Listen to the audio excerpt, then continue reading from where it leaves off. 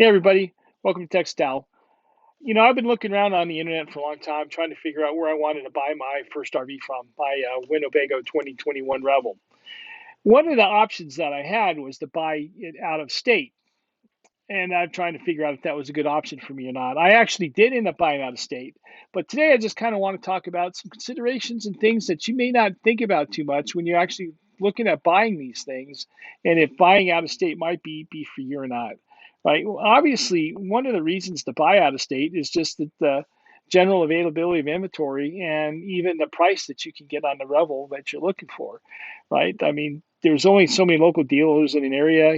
Some states like Texas have franchise laws that say, you can only have one dealer of a, Winnebago or Pleasureway or whatever in an area of the state.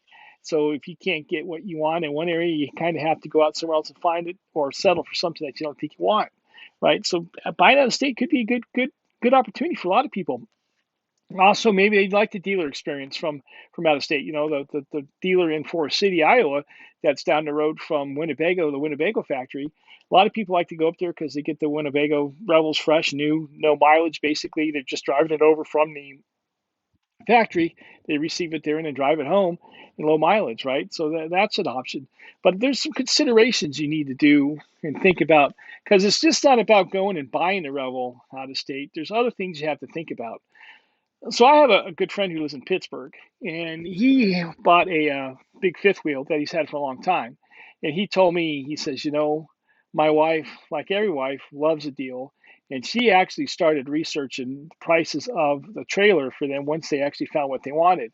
And he said that she found a trailer for them in Detroit, Michigan, which is, probably 12, 13, 14-hour drive from Pittsburgh. And he told me, he says, I would just go ahead and spend the extra money myself to try and get the Revel local because he said every time I had to work on a damn thing, nobody local would touch it because I didn't buy it from them. So I had to drive all the way to Michigan. Can you imagine having to drive to Pittsburgh from, or to Detroit from Pittsburgh? I realize you'd probably just go through Cleveland, go down around the lake, and you're there. But still, you have to drive out there, drop it off, stay there, bring it back, right? He just said it's a tremendous pain in the rump. Another thing that I noticed is I was kind of doing some research around the local dealer here in Texas, and I went and looked at the Yelp ratings for them.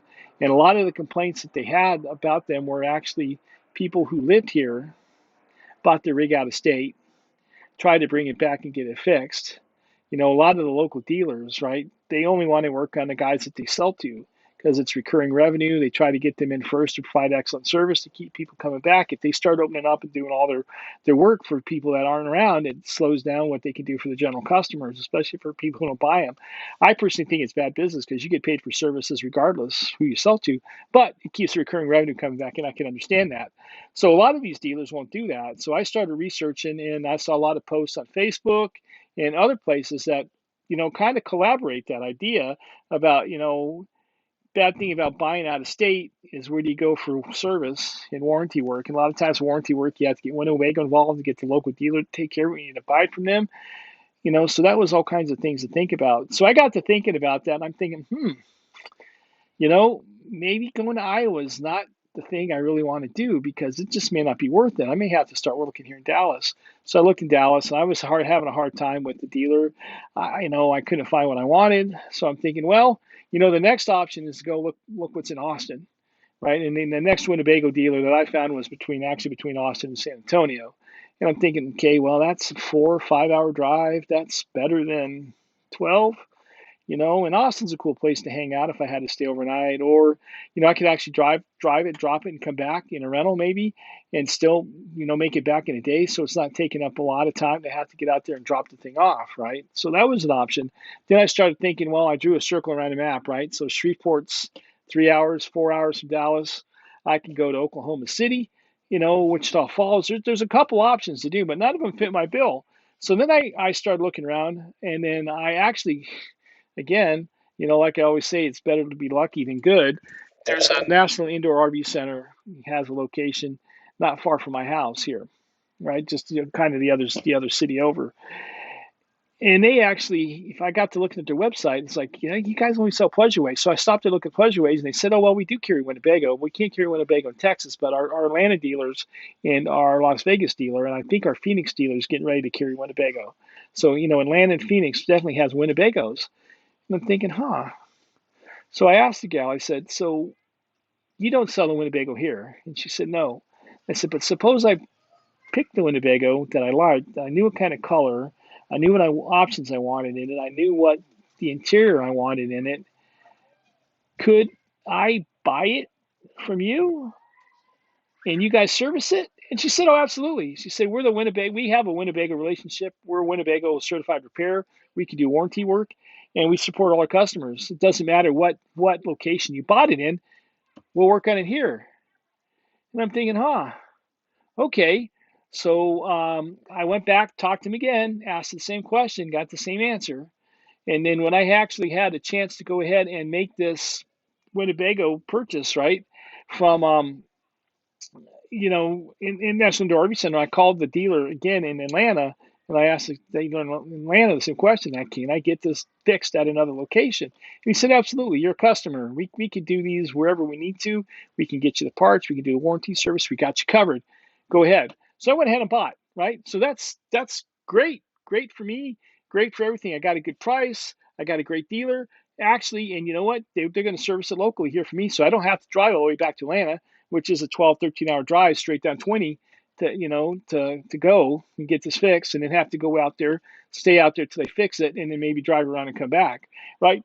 But maybe buying out of state's okay with you guys. I mean, if you're going to go get the rig and then take off and go do some adventures and then come back and maybe you're on the road all the time, that may be the thing to do, because you may be able to get back to where you need to be and have time to stay out there. It just wasn't going to work for me, so I was looking for a local dealer, and I took my good friend's Tom advice in Pittsburgh about, don't don't buy out of state, right? If you buy close to home, it's a heck of a lot easier, just because of the warranty service. So then another thing, you got to figure out, and I didn't think about this at the time, and I'm glad it kind of did work out, was what do you do when you purchase this, right? So if you purchase a vehicle, it's not only the purchase price, there's always tax, title, license, and all that stuff.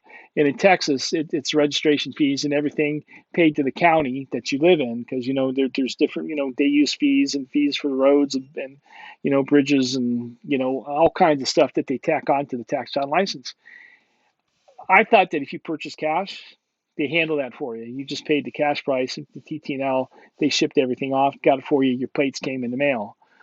That only happens here in Texas, and I'm sure it's probably other places too, if you finance, right?